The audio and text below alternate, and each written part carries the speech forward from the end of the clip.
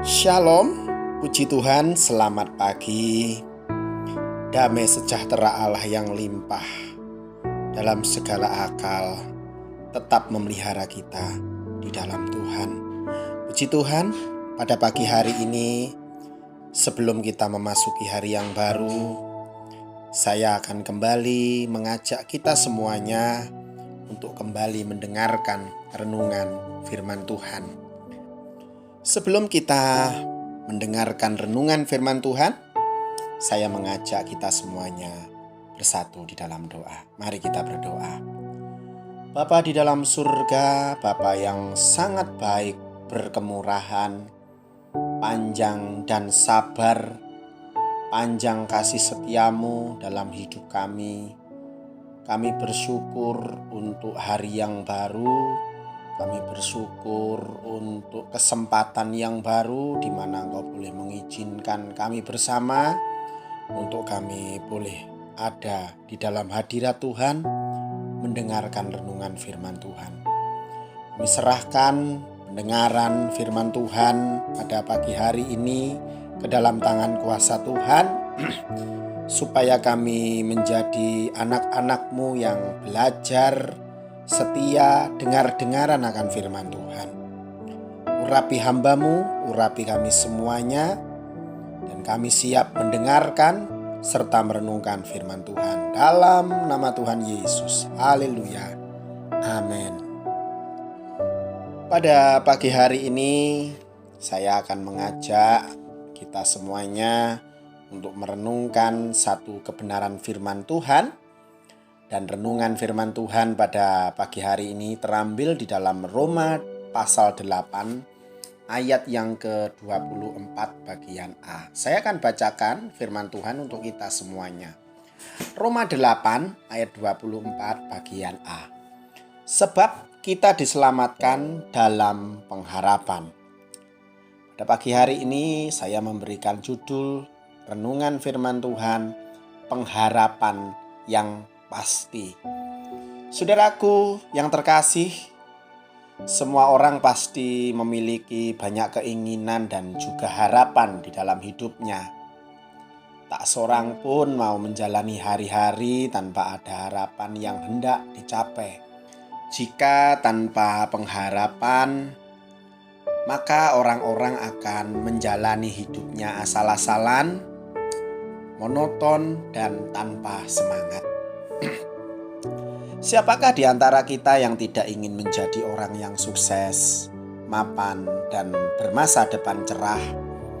Itu sebabnya kita mulai merancang atau merencanakan segala sesuatunya sejak dini agar apa yang kita harapkan menjadi kenyataan. Sebab orang tua kita pasti memiliki pengharapan yang besar terhadap anak-anak kita.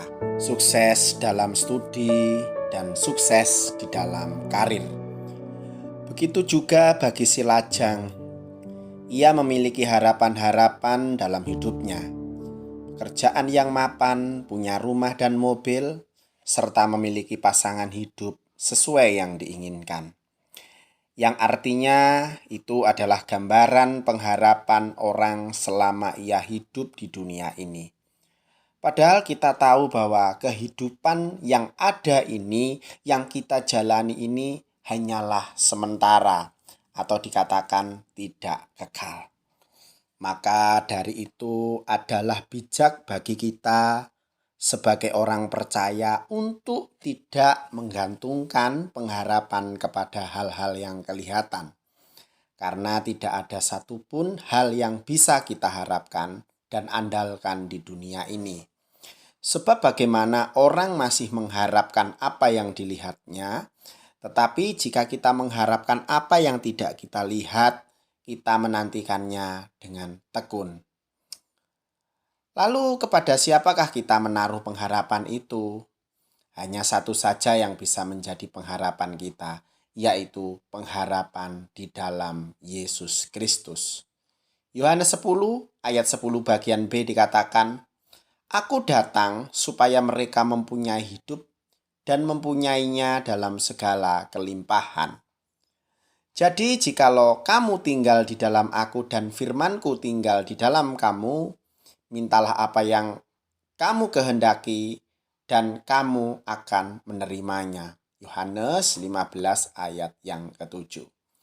Saudaraku yang terkasih di dalam Tuhan, bila kita berharap kepada Yesus, pengharapan itu tidak pernah mengecewakan. Roma 5 ayat 5. Karena Dia tidak pernah lalai menepati janjinya.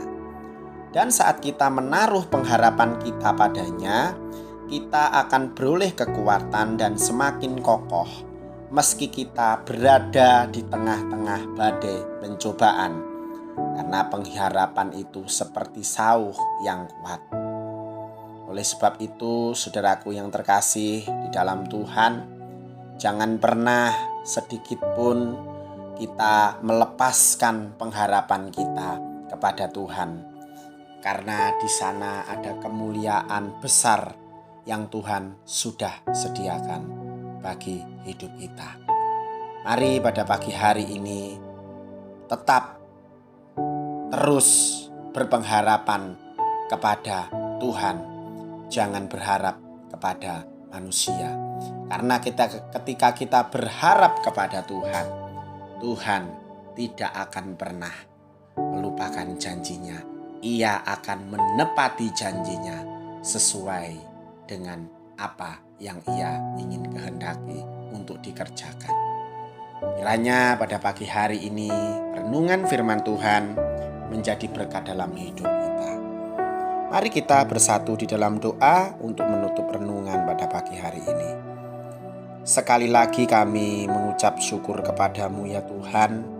Inilah keberadaan kami ketika kami tidak ada pengharapan, maka sudah dapat dipastikan kami seperti orang yang tidak punya visi misi. Oleh sebab itu kami menyerahkan pengharapan kami ke dalam Tuhan. Harapan kami bawa terus kepada Tuhan. Kami tahu Tuhan yang baik akan senantiasa menyertai kami. Dan kami terus berpengharapan kepada Tuhan. Karena kami tahu ketika kami berharap kepada Tuhan, maka kami akan dibuat Tuhan berhasil. Meteraikanlah firman-Mu dalam hidup kami, supaya kami semakin hari semakin paham, semakin hari semakin mengerti kebenaran firman-Mu. Terima kasih pada pagi hari ini kami berdoa bagi setiap anak-anak-Mu, jemaat-jemaat-Mu, atau orang-orang yang mendengarkan doa pagi dan renungan ini.